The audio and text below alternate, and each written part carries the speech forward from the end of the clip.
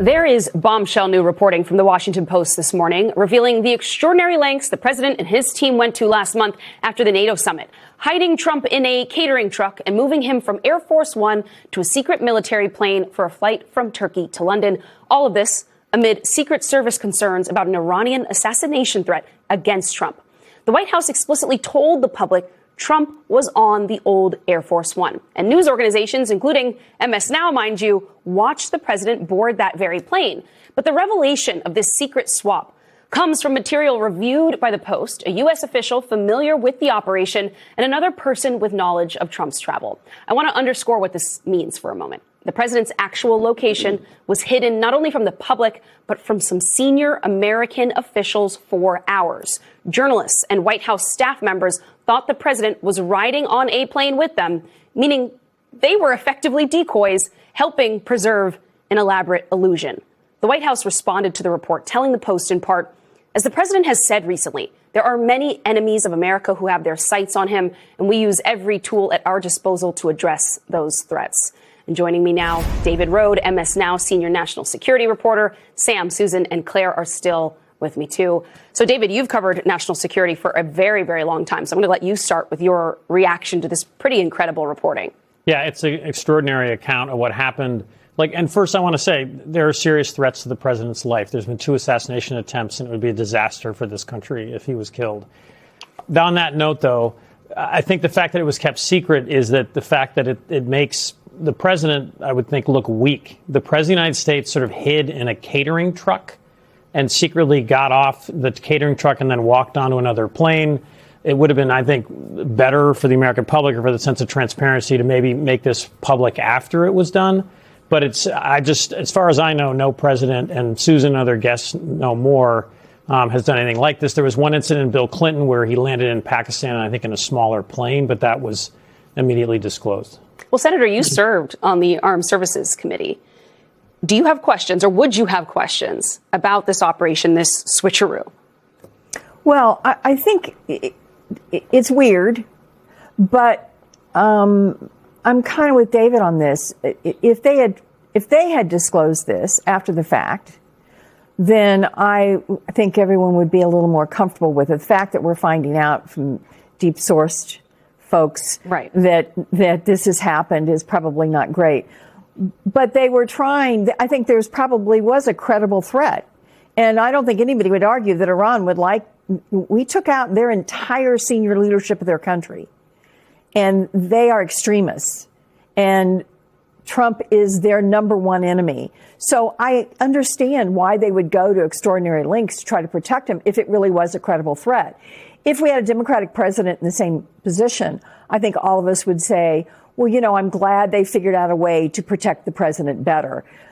Just because it's Donald Trump and we think he's a horrible president, we should keep in mind that the president's protection is important for our country. And it would be a terrible thing for any president to be assassinated, especially by a foreign government. Yeah, I think everyone would agree with you on that. The president's safety is incredibly important. I think the first question, Sam, that this raised for me was is the implication that the staffers and the journalists who were left behind, though, that they are expendable to some extent. That was the element of the story, I guess, that surprised me. If the threat is so serious that the president needed to secretly switch to another plane, I guess I'm concerned about the people left behind. Yeah, that was top of my mind, too. I mean, I obviously agree with everything Claire said, and it makes total sense that you want to protect the president, and that's the job of the Secret Service. And using a decoy, if that's what you feel like is needed to protect the president, then go ahead and use the decoy. But as I understand it, as I read the piece, what happened is that they thought there was a credible threat to Air Force One, the original Air Force One, not the Qatari jet. So much so that they didn't think Donald Trump should ride on it. But they were also comfortable with White House staff and journalists riding on. I mean, that's basically what happened. In which case, if I'm a White House staffer, if I'm a journalist who's there, I'm pretty livid right now. I would have liked to have known that information in advance, or I would have liked to have had some sort of option or precaution taken to make sure that I wasn't, caught up in that threat. So that's top of mind. And then I guess the other thing that we sort of need to talk about a little bit is the Qatari jet, which is he rode on the Qatari jet, the repurposed Qatari jet that's now Air Force One, apparently, we don't know, to this confab, and he didn't ride on it back. And it goes to, it leaves the question of, well, what were all the expenses retrofitting this jet for if it can't handle these threats? And what are we doing now to make sure that that jet is up to snuff? That's kind of scandalous too, right? I mean, we got this gift from the government. It's not obviously ready to fly if these are the threats that it can't sustain. So what's happening with that? But like you, my first reaction was, well, what about the staffers and what about the press? Susan, I think people have known for a while from the reporting, and especially since the outbreak of this war, that there could be a credible threat against the president's life from the Iranians. Claire spelled out the stakes, the ruthlessness of their regime. But I think the question is one of, we know the intent is there. I guess what might surprise people is that the credibility of it, or the ability of the Iranians to actually to reach the president, being so serious that they would make a move like this. Does this change the way you view the conflict and the concerns around a potential Iranian plot, moving from just intent to an actual ability to potentially reach President Trump? Yeah, I mean, look, Donald Trump has been, unfortunately, a real target, a personal and specific target of the Iranians, really going back to 2020. Remember when he ordered the killing of the Iranian IRGC commander Soleimani? There has been an effort by the Iranians to target Donald Trump. That continued all the way during the 2024 campaign. This was a persistent theme when the Biden administration was responsible for supervising the Secret Service and making sure that resources were allocated to the president. I think there were concerns at the time when Trump was running as a candidate that his campaign expressed concerns. Was he being adequately protected, especially in light of not one, but two attempted assassination attempts that were apparently unrelated in the 2024 campaign? The Iranians, as you know, have a long history of mounting terror attacks across the Middle East and even outside of the region. And that's part of the reason that the United States and our allies have for decades been concerned about the Iranian use of proxy groups like the terror group Hezbollah, for example. And so it's not only not a surprise, I think the question is more broadly both targeting President Trump and also potentially targeting other American sites. Right now, that's been focused primarily on militarily retaliating against American sites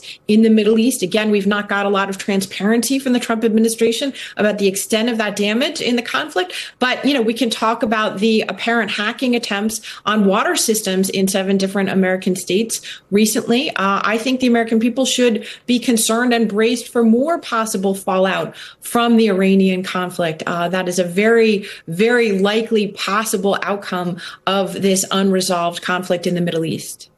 Yeah, we need to brace for this to continue to escalate, but also Americans are just getting exhausted, David, by the immense cost of the war as it soars.